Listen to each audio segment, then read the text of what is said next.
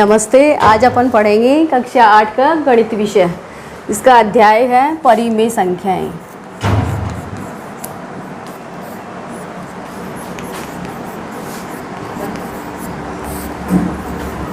परिमेय संख्या पढ़ने से पहले अपन को संख्याओं की जानकारी होनी चाहिए। प्राकृत संख्याएं,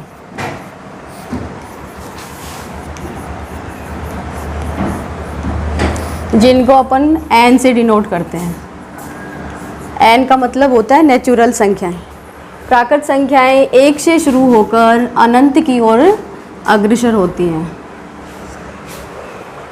प्राकृत संख्याएं हमेशा 1 से शुरू होकर अनंत की ओर जाती हैं। उसके बाद आती हैं पूर्ण संख्याएं। इनसे थोड़ा बड़ा रूप आता है पूर्ण संख्याएं, जिनको अपन W से डिनोट करते हैं। W का मतलब होता है वोल नंबर। क्या होता है? वोल नंबर।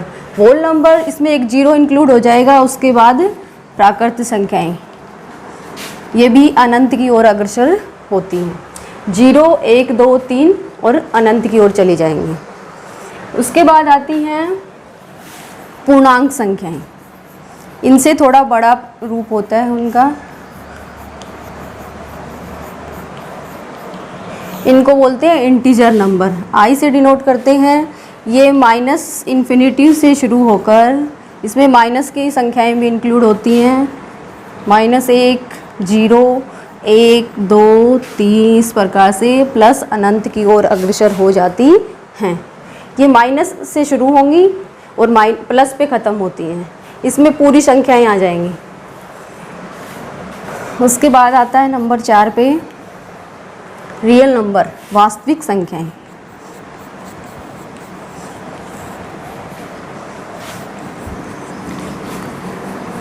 इनको अपन R से डिनोट करेंगे। रियल नंबर में सभी संख्याएं आएंगी। उसमें प्राकृत संख्याएं भी आएंगी, पूर्ण संख्याएं भी आएंगी और पूर्णांक संख्याएं भी आएंगी। ये सभी संख्याएं, काल्पनिक संख्या को छोड़कर सभी संख्याएं रियल नंबर कहलाती हैं। अब अपन पढ़ेंगे, अपना टॉपिक है परिमेय संख्याएं। तो देखो परिमेय संख्या क्या होती है।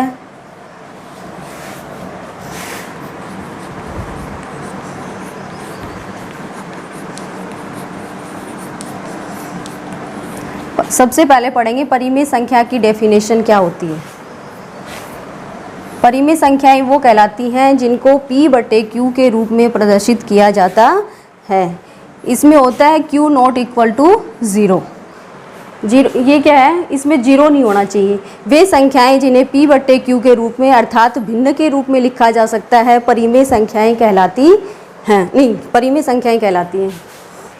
इसमें Q 0 नहीं होना चाहिए। जैसे अपन एग्जाम्पल के तौर पे समझें, 1/2, 3/4, माइनस का 5/6। इसमें माइनस की संख्याएं भी आ सकती हैं, लेकिन हर इसका क्या नहीं होना चाहिए? 0 नहीं होना चाहिए।